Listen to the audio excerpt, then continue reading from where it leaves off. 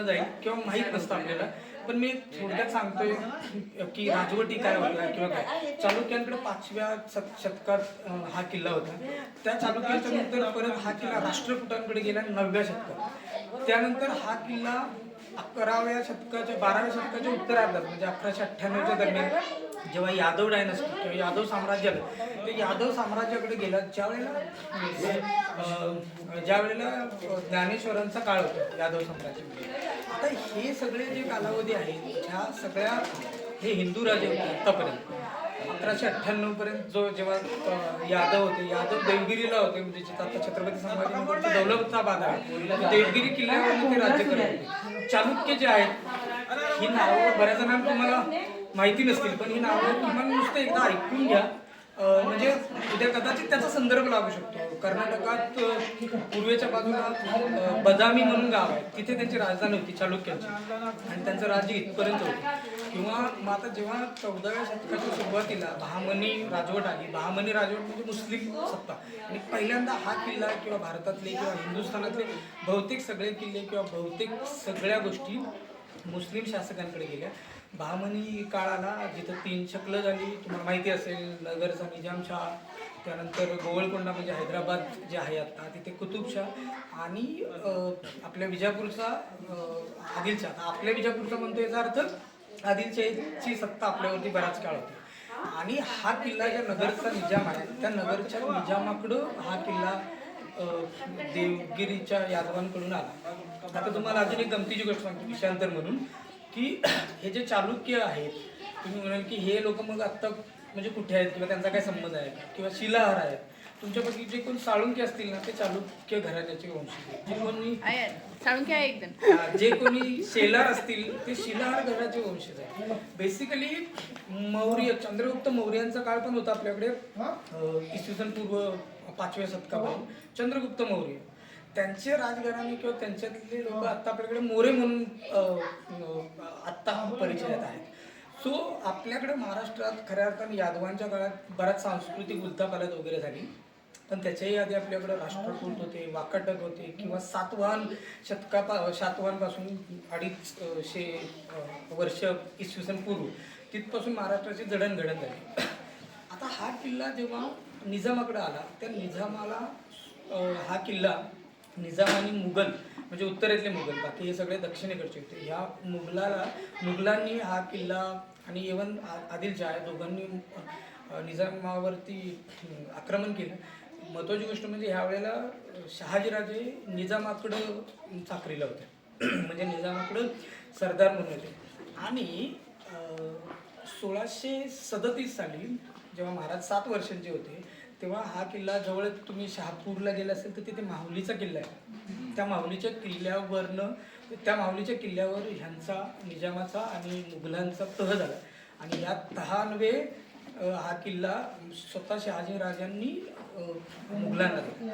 आता गमतीची गोष्ट म्हणजे महाराज एकमेव नोंद आहे की या ठिकाणी 1637ला 7 वर्षाचे असतानाच महाराज स्वतः आऊसाहेब आणि शहाजीराजे हे 3 जण इथं राहिल्याची नोंद आहे. ओके, महाराज इथे येऊन राहिले 1637ला, आणि तुम्हाला पुढचा इतिहास माहिती आहे. 1637 नंतर महाराज आणि आऊसाहेब पुण्याला गेले आणि स्वतः शहाजीराजे बंगळूरला गेले.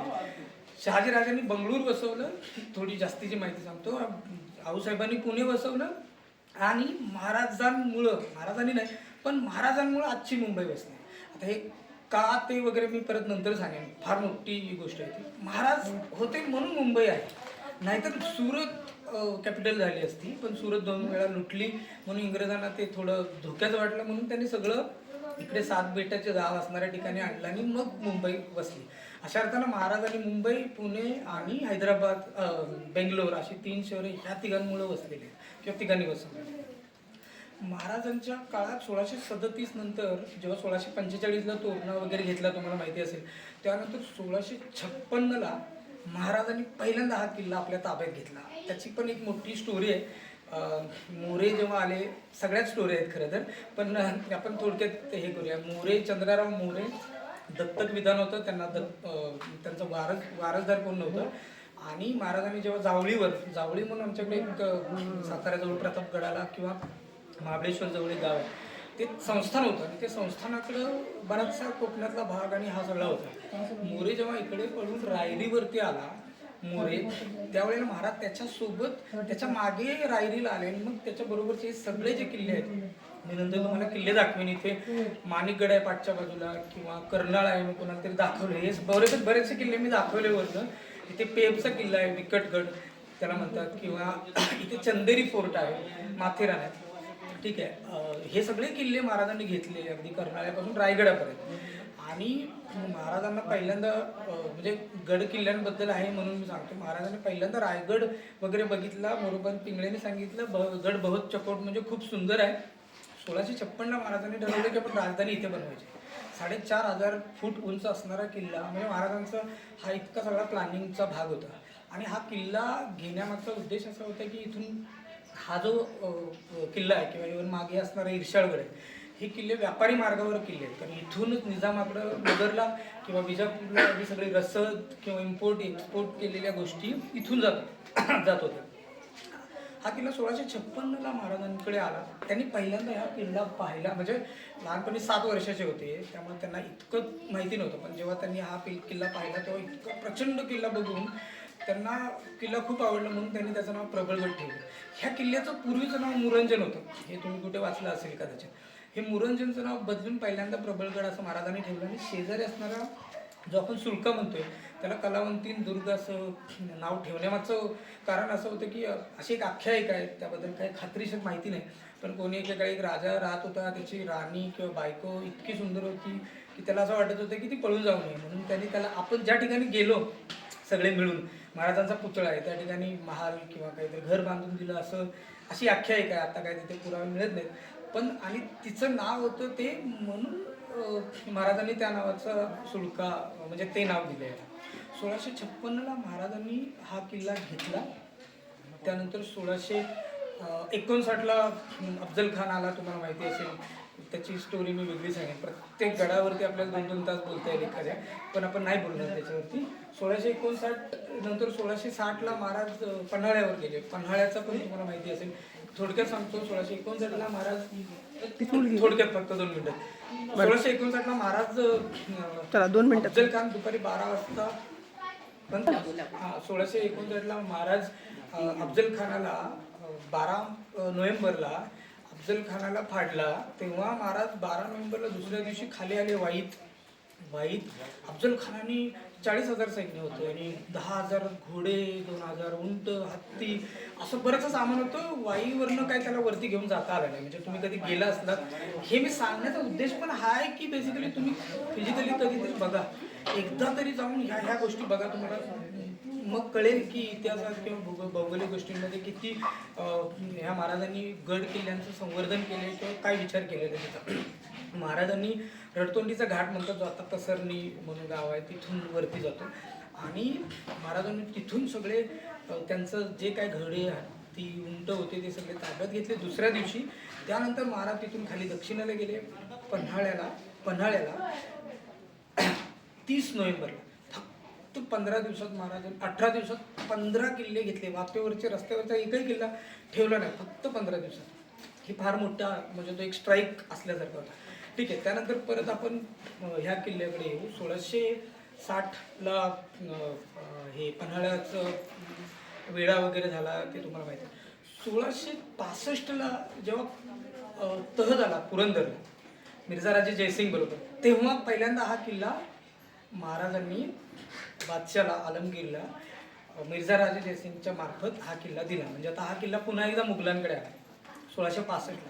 आता एक महत्त्वाची गोष्ट सांगतो, ज्यांनी कोणी, म्हणजे तुम्हा लोकांना तर काही इन्स्पिरेशनची गरज नाही, तुम्ही स्वतःच इटसेल्फ इन्स्पिरेशन आहात. महाराजांनी विचार करा, 1659ला 1665ला जेव्हा 23 किल्ले दिले, महाराजांकडे 32 किल्ले होते. 32 पैकी 23 किल्ले द्यायला लागले, त्यांच्याकडे राहिले 12. हे 12 किल्ल्यांचे, तुम्ही म्हणाल गणित चुकले, माझं पण गणित नाही चुकले. मी कारण सांगतो तुम्हाला, कारण 32मधनं 23 गेल्यावर 12 राहत नाहीत, पण 12 राहिले. याचं कारण असं होतं, माऊली जो मगाशी किल्ला सांगितला, महाराजांनी अशीच गडांची नावं का बदलायची. ह्याचं नाव मुरंजन होतं, म्हणजे त्यांच्या लेखी दरबारी मुरंजन आहे. पण महाराज म्हणायचे नाही, ते म्हणायचे आमच्याकडे मुरंजन आहे. महाराज म्हणायचे नाही, आमच्याकडे प्रबळगड आहे. आलं लक्षात. म्हणजे हे त्यांच्यात राहायचं. माहुलीच्या जवळ अजून 2 डोंगर आहेत, त्यांना पण असंच काहीतरी नाव दिलं, नावं पण आहेत ॲक्च्युली. आणि महाराजांनी ती किल्ला म्हणून दिली. सिंहगडाजवळ पण एक डोंगर आहे जिथे आता टॉवर आहे मोबाईलचा किंवा टीव्हीचा, त्याला पण एक डोंगर आहे साधा, त्याला पण एक नाव दिलं आणि दिले. 23 किल्ले असे दिले. महाराजांचं चातुर्य अशा अर्थाने फार मोठं होतं. ही सगळ्यात महत्त्वाची गोष्ट. मग नाव बदलण्याची गोष्ट म्हणजे काय, म्हणजे फक्त नाव बदलणं असं नव्हतं. याच्या मागचा हा उद्देश होता की तुमच्याकडे मुरंजन आहे ना, तर आमच्याकडे प्रबळगड आहे, ठीक आहे, काही हरकत नाही ती. तर हा किल्ला 1665ला दिला. हे असं असल्यामुळे 12 किल्ले महाराजांकडे राहिले, कारण त्यांनी असेच किल्ले काही किल्ले नसताना डोंगर म्हणून दिले, म्हणून तरी 12 त्यांच्याकडे किल्ले राहिले. इथले 2 आणि सिंहगडचा एक. त्यानंतर हा किल्ला 1665ला 1674ला तुम्हाला माहिती आहे, जेव्हा कधी आपल्याला वाटेल आयुष्यात आता माझ्यासाठी सगळं संपलंय, तेव्हा महाराजांचं चरित्र वाचा. संपलंय का? नाही, फक्त 2 मिनिटं. काय झालं? नाही का? नाही, बरं चला ठीक आहे, बाकी सगळं सोडून दे. हा 1665ला हा परत 1670ला 1674ला राज्याभिषेक झाला. पण 1670ला महाराजांनी परत हा किल्ला घेतला आपल्याकडे. 1670 नंतर परत संभाजीराजांच्या मृत्यूनंतर 1691ला परत मुघलांनी हा किल्ला घेतला. नंतर मुघलांकडून पुन्हा म्हणजे कुठल्याही प्रकारचा सरदार नसताना, राजा नसताना सुद्धा 9 वर्ष मराठे लढले. संताजी धनाजीच्या नेतृत्वात परत हा किल्ला मराठ्यांनी घेतला आपल्याकडे. परत एकदा हा किल्ला आपल्याकडेच राहिला. 1818ला जेव्हा पेशवाई संपली, दुसरा बाजीराव ज्यांनी हार पत्करली आणि इंग्रजांकडून शरण गेला, तेव्हा हा किल्ला पुन्हा एकदा इंग्रजांना दिला. हा किल्ला इंग्रजांना दिल्यानंतर इंग्रज खुश झाले आणि ह्या ठिकाणी 1818ला ह्या ठिकाणी, कारण त्यांना इथलं उष्ण दमट वातावरण आवडत नव्हतं, त्यांना थंड इंग्लंड लंडनमध्ये राहायचं सुद्धा, म्हणून त्यांनी इथे थंड हवेचं ठिकाण बनवण्याचं प्लॅनिंग केलं. पण वरती पाणी नसल्यामुळे त्यांनी इथलं सगळं बंद केलं आणि शेजारी असलेलं माथेरान उभे आहे. म्हणून त्या ठिकाणी आपण माथेरानला खऱ्या अर्थानं त्यांनी टुरिझम किंवा टुरिस्ट स्पॉट बनवला. सो अशा प्रकारे महाराज आणि महाराजांचे गड किंवा किल्ले ह्या सगळ्यांचा इतिहास आहे मला माहिती आहे. तुम्ही मनातल्या मनात कोणतरी भास्कराचा म्हणण्याच्या आधीबद्दल थँक्यू.